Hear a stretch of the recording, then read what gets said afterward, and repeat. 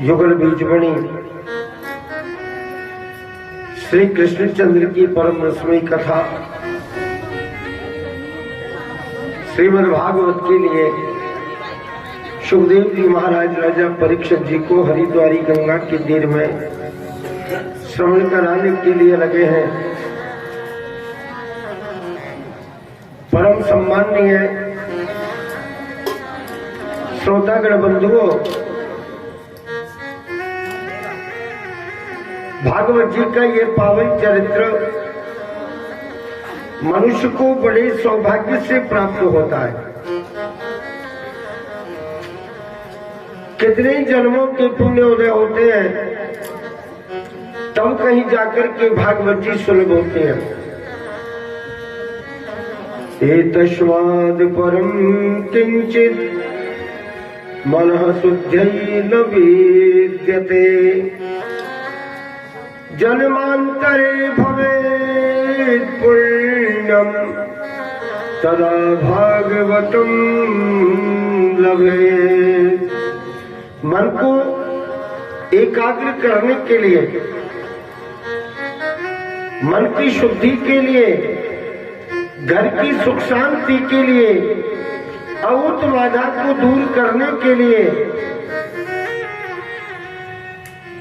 श्रीमद् भागवत ज्ञान यज्ञ से बढ़ करके दूसरा कोई साधन नहीं।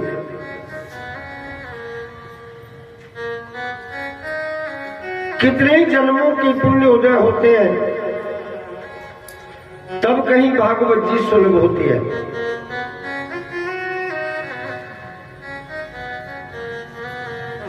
मेरे भाई बहन, भगवान श्याम सुंदर ने ब्रजमंडल में अनेकानेक लीलाएं की और तरह तरह की लीलाएं करके भगवान द्वारिकापुरी के लिए पधारे।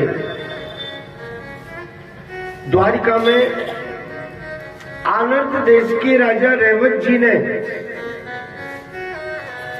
अपनी रेवती नाम की कन्या का विवाह ब्रह्मा जी महाराज की प्रेरणा से बलराम जी के साथ में संपन्न कर दिया।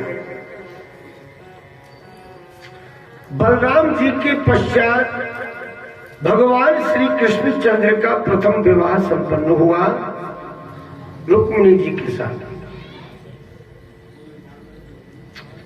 रुक्मिणी जी का जो भाई था, जिसे रुक्मी रुक्मी बोलते,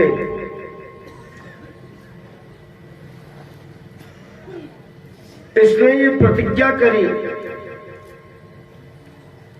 मैं मेरी बहन को लौटा करके वापस लेकर के आऊंगा और अगर वापस लेकर के नहीं आया तो कुंदनपुर के बीच में आकर के अपना मुखारबिंद नहीं बताऊंगा।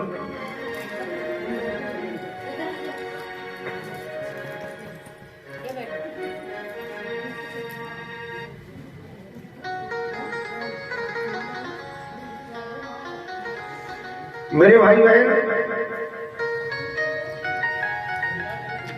भगवान के साथ में युद्ध करने गया, ठाकुर जी ने इसकी सारी सेना को समाप्त कर दिया। इसे भी रथ के पीछे बांध दिया, घसीटता हुआ जाने के लिए लगा। ठाकुर जी ने इसकी दाढ़ी मूंछ काट लिए। रुक्मिणी जी ने हाथ जोड़ करके उन्होंने विनय किया, हे घनश्याम प्रभु, इसे छोड़ दीजिए, आखिर में ये है तो मेरा भाई, इसे छोड़ दीजिए। रुक्मिणी जी के कहने के अनुसार और ठाकुर जी ने उसे छोड़, इसने भोजकट नाम का नगर बसा लिया, उस नगर में निवास करने के लिए लगा।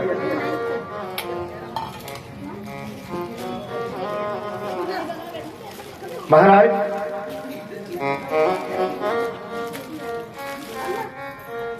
रुक्मिणी जी के पश्चात भगवान श्री कृष्णचंद्र का द्वितीय विवाह जानवती के साथ में संपन्न हुआ। भगवान नारायण सुता संवरेण हतो गृहात् अहं ते कृता पत्नी रति कामो भवान् प्रभु।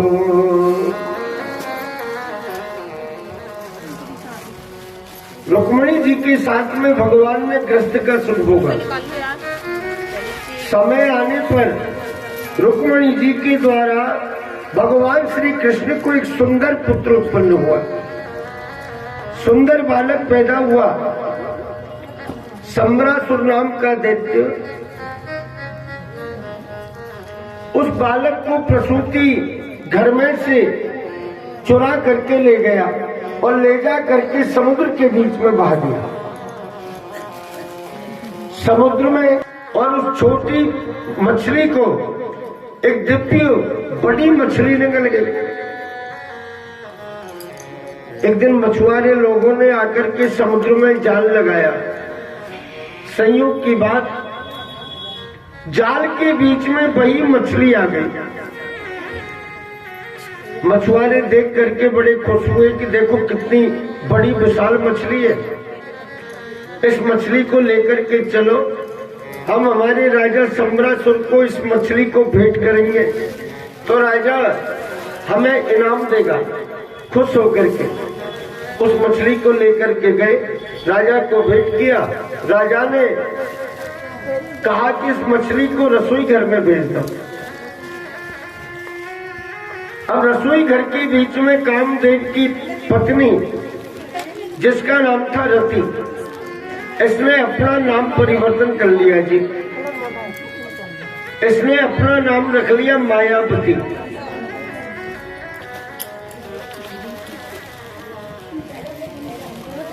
ये रसोई बनाने का काम किया करते थे।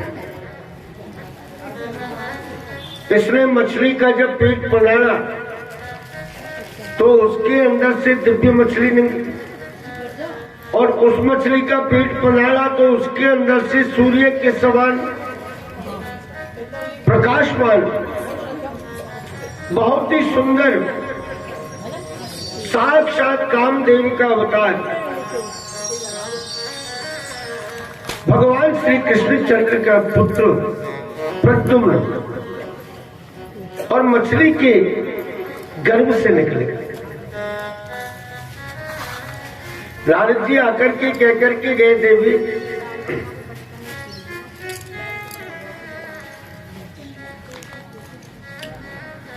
यही तेरा पति है, तू इसकी सेवा करना। अब महाराज सेवा करने के लिए लगी और जब ये बालक बड़ा हुआ तो नारद जी आए, प्रद्युम्न के साथ में रति का विवाह संपन्न करा दिया। दोनों को साथ में लेकर के भगवान श्री कृष्णचंद्र के यहाँ द्वारिकापुरी में पहुंचा करके गए। भगवान श्री कृष्ण बड़े प्रसन्न हो गए।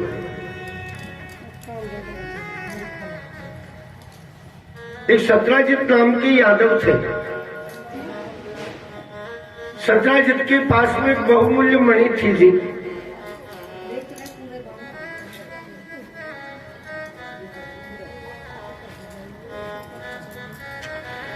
बहुमूल्य मणि। एक दिन भगवान ने सत्राजित जी को कहा, जी सत्राजित जी, एक दो दिन के लिए आपके पास ये जो मणि है ना, इसे हमें दे दो, हम भी मणि को पहन करके हमारा शौक पूरा कर लेंगे। सत्राजित ने भगवान को मणि देने से इनकार कर दिया, मना कर दिया, बोले प्रभु मैं आपको मणि नहीं दे सकता। क्यों? सत्राजिता किम करो ब्रह्मन कृष्ण किल विषम। अब दूसरे की वस्तु किसी की चाहो तो दे, अन्यथा ना दे।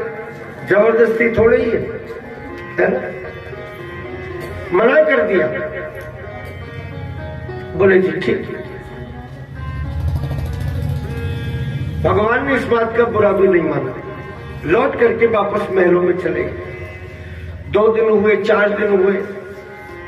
सत्यराज जी ने विचार किया कि शायद मैंने भगवान को मना कर दिया तो भगवान नाराज हो गए होंगे, लेकिन कुछ भी हो मैं ऐसे नहीं दे सकता। कुछ दिन बाद में सत्यराज का छोटा भैया जिसका नाम था जी प्रसेन, ये प्रसेन ने अपने बड़े भैया से मणि मांगी, भैया आपके पास ये मणि है ना, इसे मुझे दे दो, मैं वन में आखेट के लिए जा रहा हूं, तो मणि पहन करके चला जाओ। और सम्मिलित की वस्तु घर में सभी भैया सम्मिलित की वस्तु का प्रयोग करते हैं, प्रसेन को दे दिया, ये लो, लेकिन विलंब मत करना, जल्दी ही लौट करके वापस आ जाओ। बोले ठीक है। घोड़े पर बैठ करके दक्षिण दिशा को चले गए। सायंकाल हो गया लेकिन लौट करके प्रसेन वापस नहीं आया। 1 दिन हुए, 2 दिन हुए, 3 दिन हो गए, लौट करके वापस नहीं आए।